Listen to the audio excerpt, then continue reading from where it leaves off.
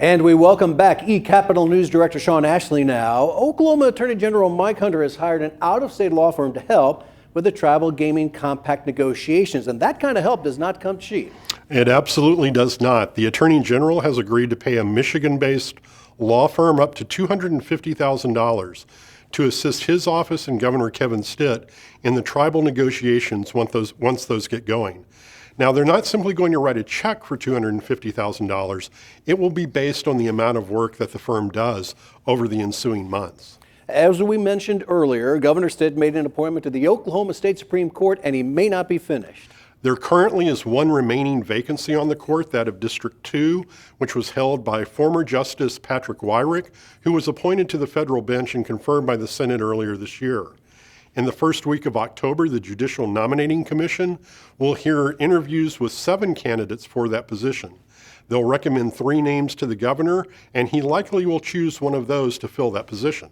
The state's judges may be getting a raise. Who's in favor, and do we know any numbers? Yeah, it's hard to say exactly who's in favor thus far. I'm just starting to talk with some of the people involved in the appropriation process. But what we do know is that the Board on Judicial Compensation recommended a 9.23% increase for all state judges and justices. For a district judge, for example, that would be about a $13,000 increase.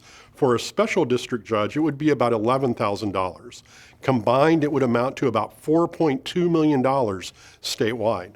Finally, state senator says he would like to accept cryptocurrencies like Bitcoin in fundraising.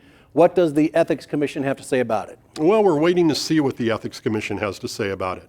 Senator Nathan Dahm requested an advisory opinion from the Ethics Commission about the legality of accepting Bitcoin and other cryptocurrencies as a campaign donation.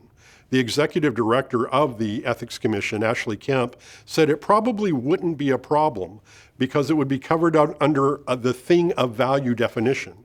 It's already allowed at the federal level as well.